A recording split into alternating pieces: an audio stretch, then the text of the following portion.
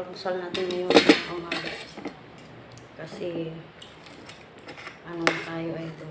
8 o'clock na. Kain po tayo, kain. Thank you nga pala sa mga solid supporters ng aking video. Maraming salamat mga idol. Good morning sa inyong lahat. At sana tayong lahat ay mayroong pinakain sa ating hapagkainan mga ka-idol. Kain na po tayo.